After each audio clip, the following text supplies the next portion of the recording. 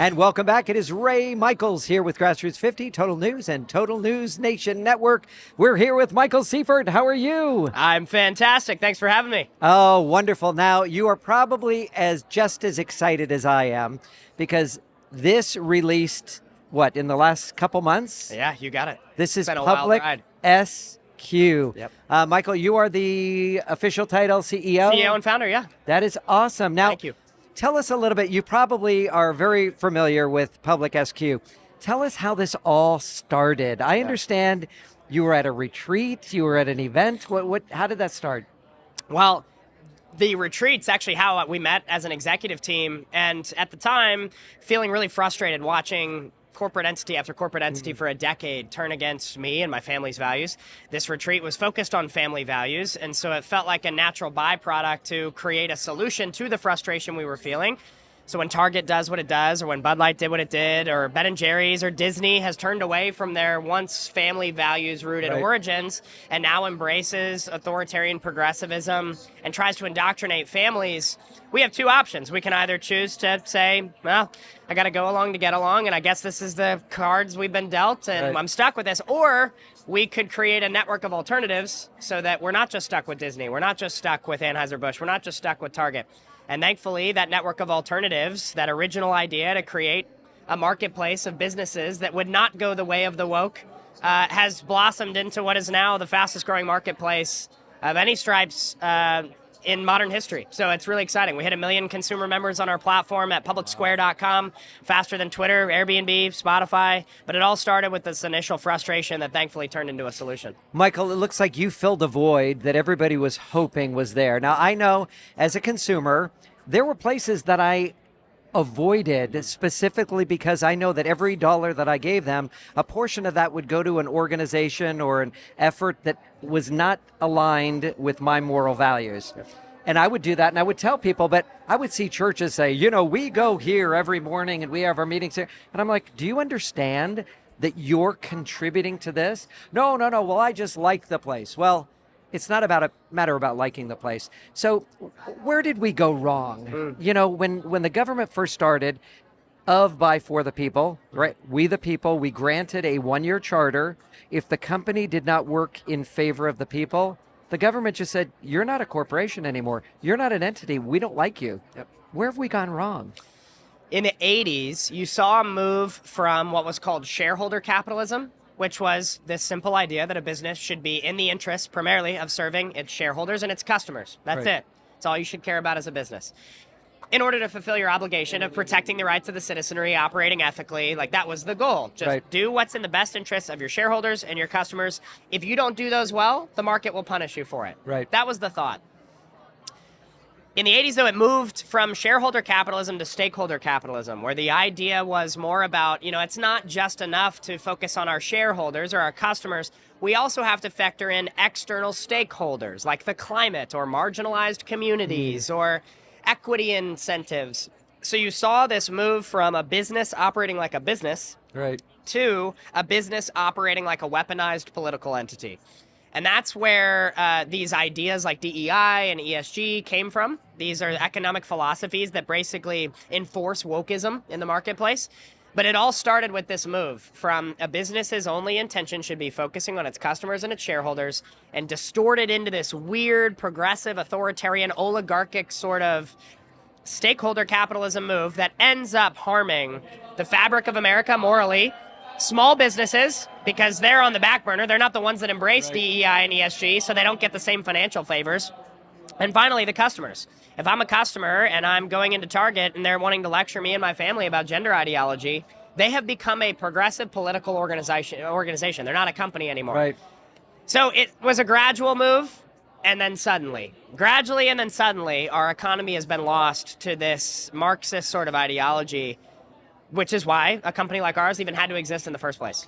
But wow, how fast it grew. You took that idea, which was solid. That was a solid idea. Thank you. And it just grew and grew and grew, and then you went public with it. Now, tell us a little bit about that, because you normally don't see companies come up in a very short time and then go to a public position. So tell us a little bit about that.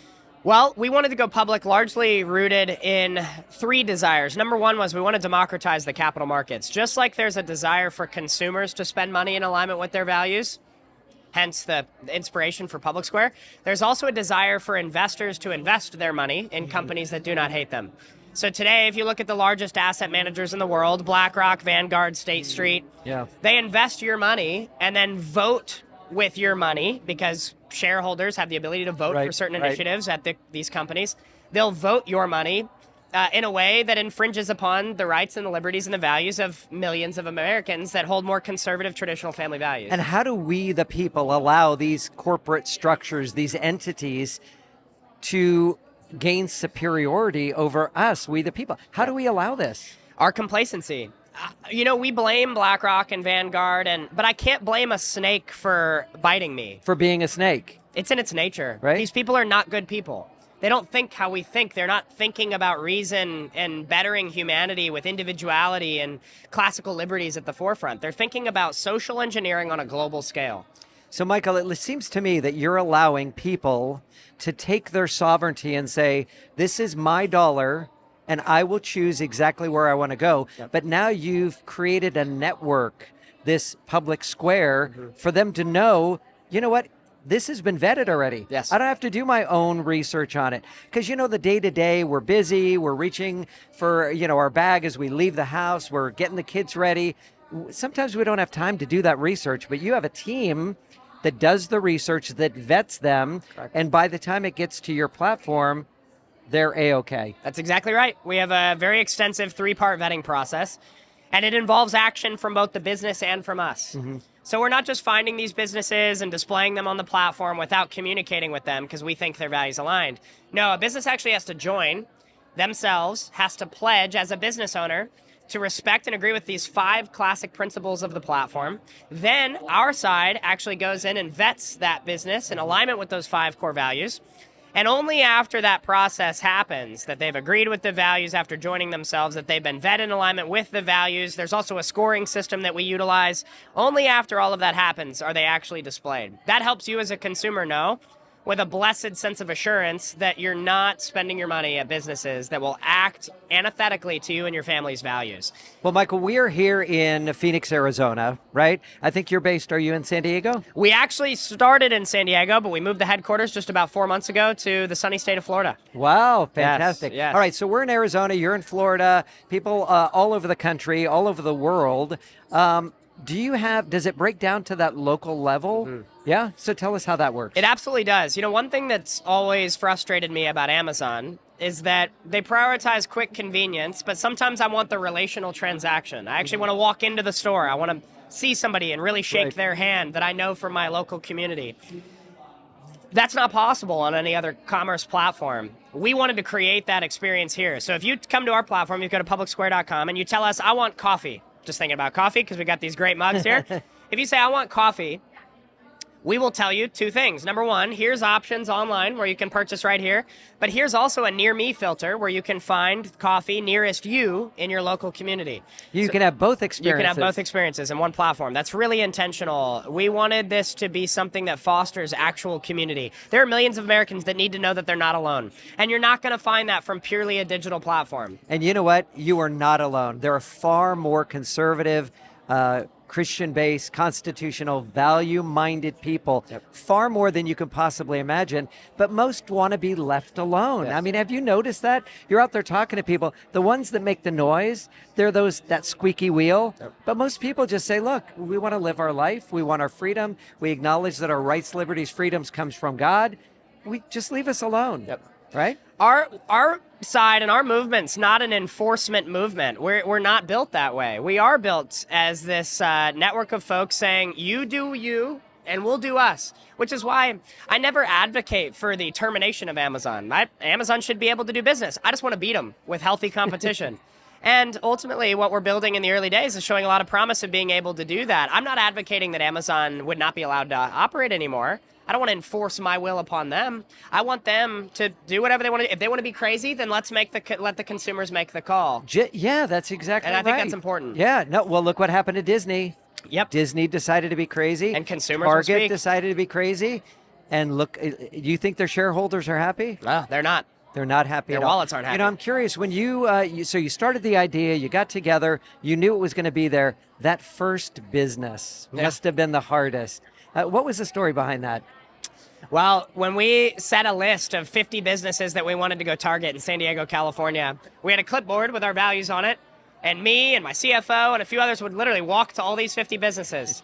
We'd meet with the owner, knock on their door, and we'd say, hey, here's our pitch. We're creating a marketplace for values-aligned individuals so that consumers can shop with businesses they know they can trust. Here are our 5 core values that guide the experience. Do you agree with these things? And we had some people say, well, yeah, I agree, but what are you doing? And we didn't have anything launched yet, so we couldn't show them. And it was such a new concept, this concept of a parallel economy. And this was also before the Bud Light and before Target and before some of these things that we witnessed. And so our pitch to folks was, trust us, you're going to need a platform like this as the world gets crazier and crazier. And thankfully, those first 50 businesses said, you know what, we'll give this thing a shot. We'll try it out. Wow. Now today we're over 75,000 less than 2 years later. It's been amazing to witness how this has grown. What an incredible blessing. That's so awesome. You know, when you think back, you knew about the Hobby Lobby. Yep. You knew about the cake maker in Jack. Colorado, Jack the Baker. So you knew it was coming. You know, anytime you see that this evil is moving towards you, you can see it coming. Mm-hmm. But a lot of people either ignore it, they don't. But you had that vision and you said, you know what? We're going to need a place. All right, where can they find you? Where can they find all about you? Can they still invest in your company? Tell us about that. Absolutely. So you can find out more at publicsquare.com. There you'll find a link to our investor page. You can actually begin your shopping experience. You'll also find links to the App Store or Google Play, so you can go download the mobile app if you'd like. Our ticker is PSQH on the New York Stock Exchange, so we are publicly traded there as well.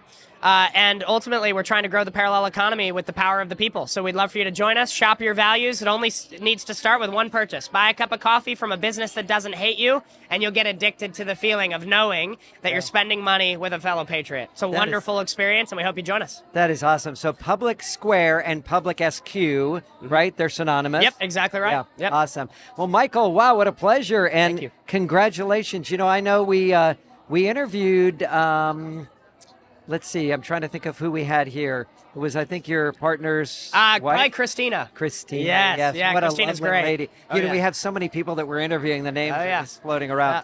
Christina, lovely. Please send my best. Will to her. do. And she was here. She was so excited. It was brand new, and we just knew. We knew something great was going to be happening. Amazing. Michael Seifert here. Public Square, Public SQ. Go visit them, experience what they have to offer. I think you'll be pleasantly surprised. Thank you so much again, Michael, here.